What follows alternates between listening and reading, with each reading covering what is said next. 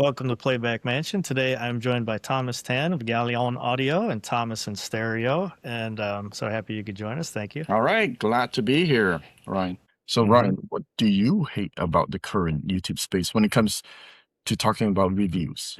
You put me on the spot. I think there's so many reviewers. Over the past couple of years, it's kind of exploded, and so many of them are knowledgeable, but I don't know if their taste matches my taste.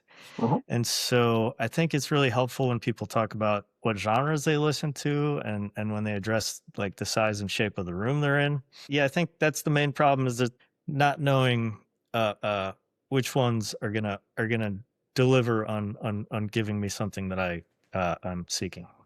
So, but what are you seeking in a review, though? What do you hope to get out of it?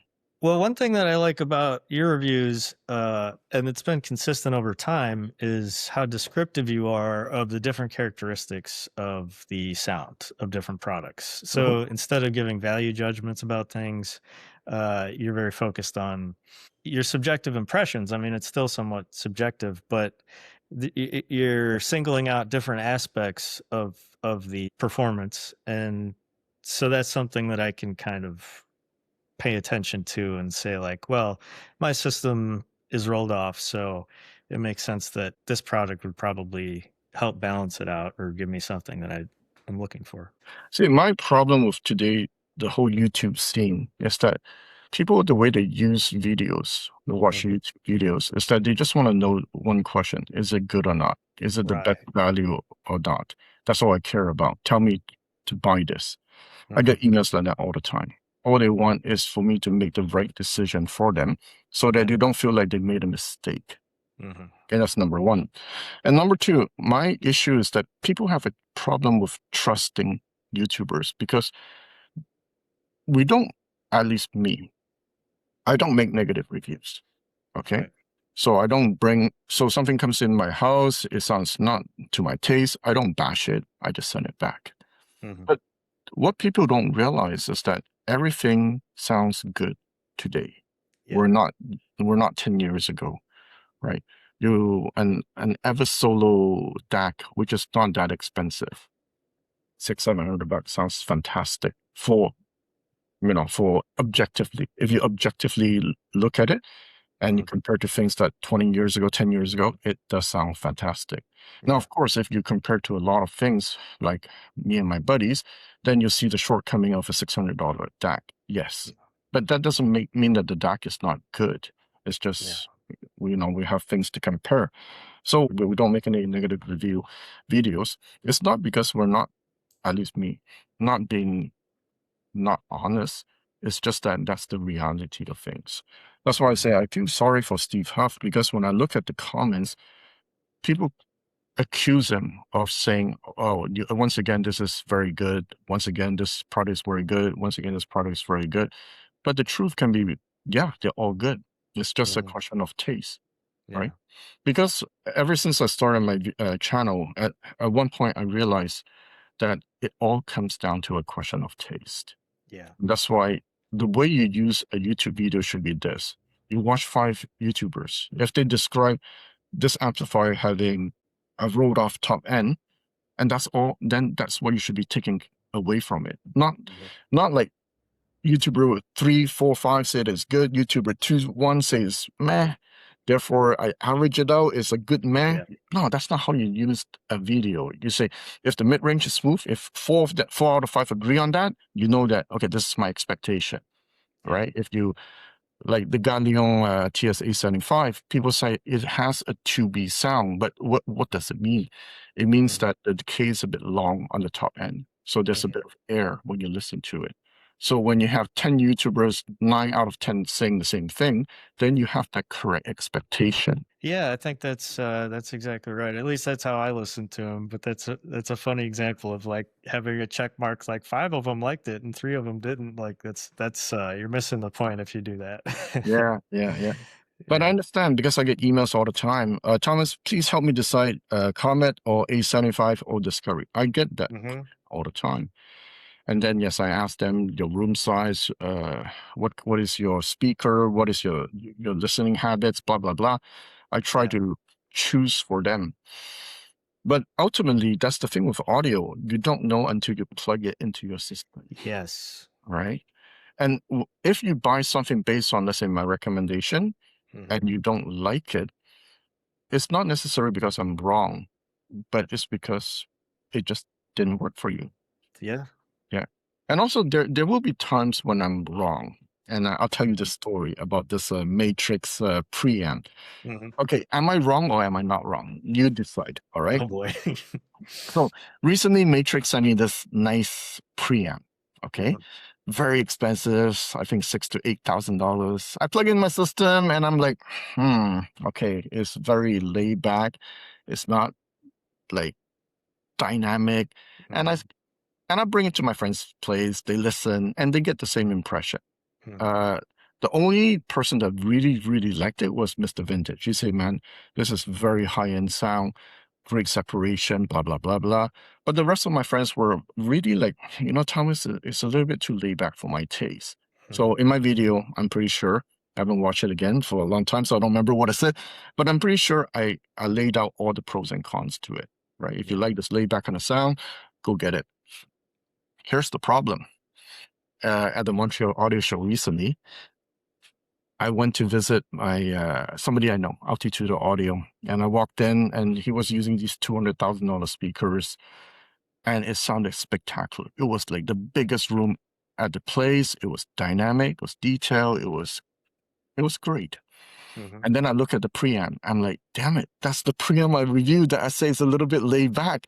And Yeah. in this situation, it was not laid back. Now he Mhm. told me, well, you just have to match the right cables to it. I'm like, oh, okay, and and the amplifier was also at my home. So the same Mhm. thing was in my home, right? So Yeah. of course I tried to come up with reasoning. I'm like, okay, so maybe in a big room, we're talking about a few thousand square feet with Mhm. $200,000 speakers, although I'm listening at a normal volume, but because the room is so big, I'm actually pushing the volume really high relative to my room, for Yeah. example. So maybe this amp needs a certain level of volume to come alive. No, not the amp, sorry, the preamp. Okay, Yeah. so I try to create excuse for me. But if I have heard that preamp in that room before I make my video, Yeah. I might have come with a different conclusion. Right now, I'm saying it could be the room, but here's the thing. Later on, I went to a different room, Mhm. Marco's room, to listen to his Macarius. Now, here's the hotel room is about the size of my room here. Yeah. And I walked in, I'm like, shucks, this is like the best I ever hear this Macarius speaker. And then I look over, damn it, it's the same preamp, that Matrix preamp. I'm like, what the hell is happening?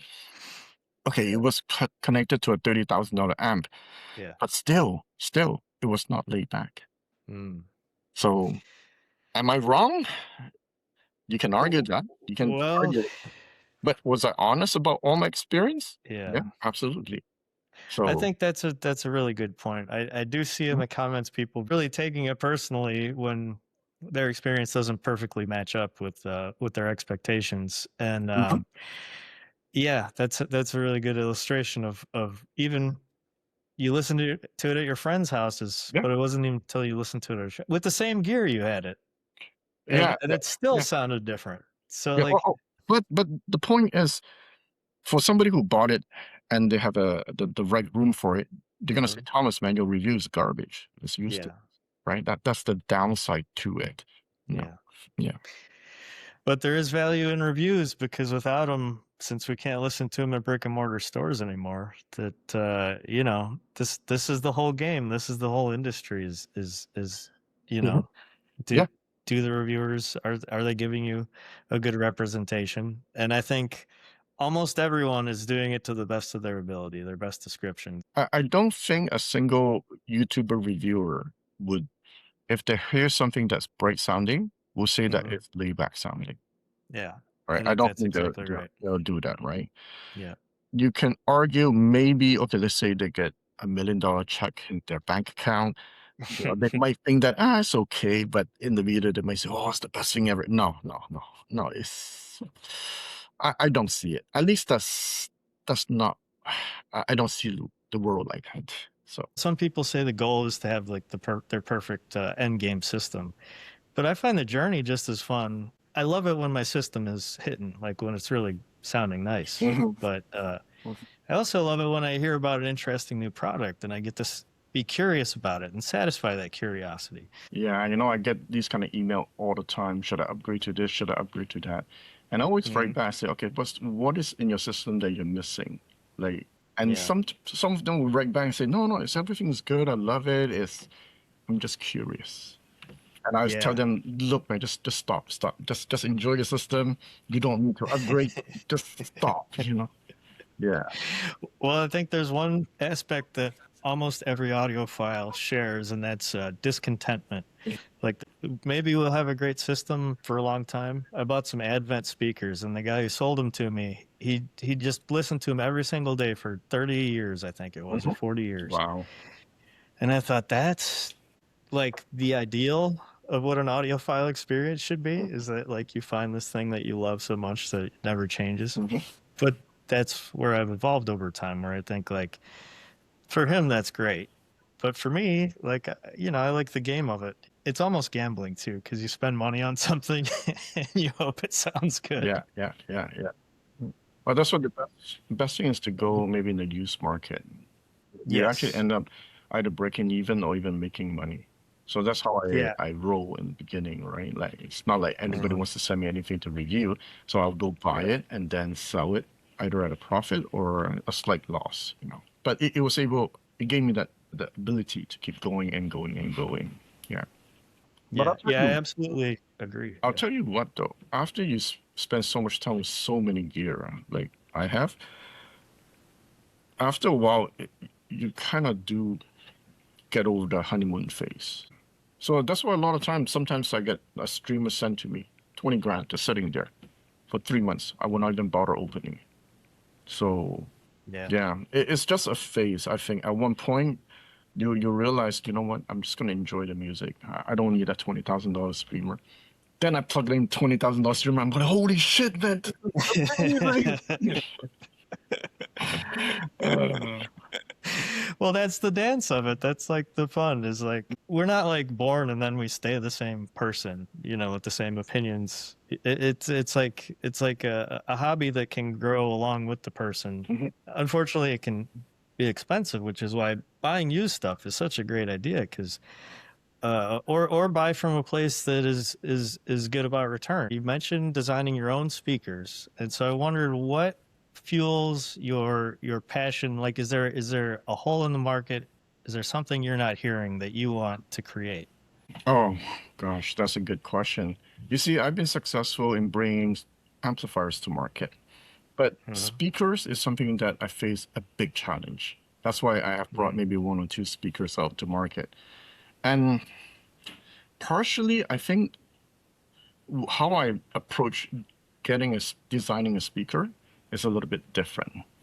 Meaning, this is how it goes. For example, I was working with Solen. It's a local company here, and they build speakers. They're very famous here.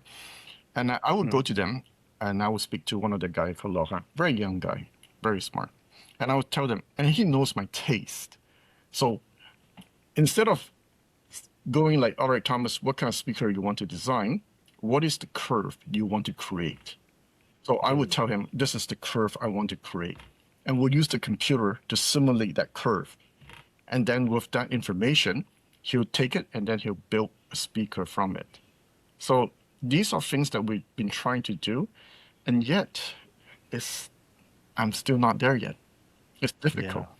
So Can you describe what it is that you're seeking, that you're just not hearing? from what I noticed, right, listening to the hundreds of speakers, one of the things that everybody's going for is the flat response in an adequate Mhm. chamber. And what I noticed is that the more flat it is in a normal room like mine, the mid range can get shouty. Mhm. Okay, so that aggressive mid range. The good part is that you get a lot of detail, a lot of nuance, lots of texture in it, and people like that. But me, I prefer what I call a little dip in the mid range. So the Mhm. mid range is less loud than the treble and the bass, and you can blast the volume, and the mid range will not be shouty. The Yeah. downside to that is what I want fails when it comes to measurement. Because when I tell them, okay, this is good, and then we measure it and we're like, Thomas, man, I don't think we can bring this to market. We're gonna get like, smoke on by other measurement guys. So that's why, Right. yeah, that's why for the longest time I can't bring a speaker to market. Okay, so you made the leap from being a reviewer Mhm. for many Yep. years, a lot of followers, and then there must have been a moment where you decided, I want to build this product and send it out into the world. Do you remember what that moment was? Mm, yeah. You see, I think when I for somebody to transition in, I had a decent good job that time into, let's say, a business like this, right? It's always meeting the right people at the right time. It's all a question of timing. It's just that at the time, because I got to know Doge as a company, and Mm-hmm. it was, I think, around COVID time. So there's a lot of free time ish at the time. And that's where I go, like, I just asked them a question. Can you help me build an amplifier like this? And that was it. It was just a simple question like that. And Mm-hmm. once they say yes, it took a few years to bring it to market. And that's when I realized once I put it on market, there was a huge demand, Yeah. right? And also the fact that I remember one night I was sitting as I was listening and voicing it, and I go like, wow, this sounds good. I wish the world can hear it. That was at the final stage already. And I Yeah. say like, yeah, I do have something to offer the world because of my experience. And because the TS120 SE, that was my first product, was so successful, it gave me the Mm-hmm. confidence to go try other things. And once again, it's a question of being at the right place at the right time. And I happened to go to Shenzhen for the audio show because they invited me. They pay all my tickets and everything. And once I Nice. go and I said, you know what? I want to get on the bullet train, go around China, go to the factories, go check them out. And then I would Yeah. bring pallets of stuff back home. And I would listen to them one by one. And I remember it was like, I don't know how many pallets, maybe 4 or 5 pallets. And out of that, only two or one was worth my time. Yeah. Yeah, but it's all a question of timing, right? Being at the right place at Yeah. the right time. And yeah, that's why I say I got lucky. So far, every product that I brought to market has been successful. And that's because of Mm-hmm. all the friends, audiophile I surround myself with. Like no sugarcoating. And you should see Mm-hmm. the amount of prototypes I have to trash. And just Mm-hmm. because they say, Thomas, no, it's not good enough. You rather Yeah. lose 10, 20, 30 grand on your R&D than bring it to market. So, Yeah, well, I think that's very smart long term. And what you're saying about the community of audio reviewers, I think, is so important. Or not just reviewers, but all the brands too. Like mm, it's really a wonderful space that we're in, and I really appreciate you taking the time out of your day to talk to me. And I think people are going to find this very interesting. So if you're not already subscribed, Thomas in Stereo, check out his Galleon products. And do you have a new product coming to market soon you want to tell people about? uh, I have a few, but it's always last minute decision. Is it a go or no Okay. go? Right? So watch his channel and you'll get the newest updates. For example, like I've been telling everybody, I'm coming off this Class D amp. All right, I have the Yeah. monoblocks built, the prototypes built, everything is a go. I have people come listen to it, and they go like, Thomas, you know what? That Discovery monoblock sounds better than this one. And that's where I Hmm. go, all right, the whole project has to stop. It's not ready yet. Yeah. Then I have to keep improving until everybody goes like, all right, Thomas, I bless your product. You can bring it to market. Yeah. Wow. So I mean, as you can imagine, that's a difficult decision to have to discard all that R&D work. Yeah, yeah, But yeah. It's almost to the point of tears, huh? Because sometimes you spend 14 hours, weeks and weeks listening, fine tuning, and then your friends yeah. show up. They go, you know what? And you're like, you know, uh, yeah. I And it's good that you have friends that can be honest like that too. Yeah, I think that's the part of my success, right? So Yeah. every product that comes to market, like it, okay, it's not gonna please everybody, for sure, Hmm. right? but at least everybody who listens to it, even if you don't like it, you can understand there's something special about it. It seems like you've found a place in your life where you're good at it. So Mhm. uh, I'm glad that you're doing that. And so, like I said, Thomas and Stereo, Mhm. Galleon, and also Playback Mansion. If you're not a subscriber, please like and subscribe. And we'd love to hear your comments. And whether you agree or disagree, just let them rip. So thanks again. All right, guys.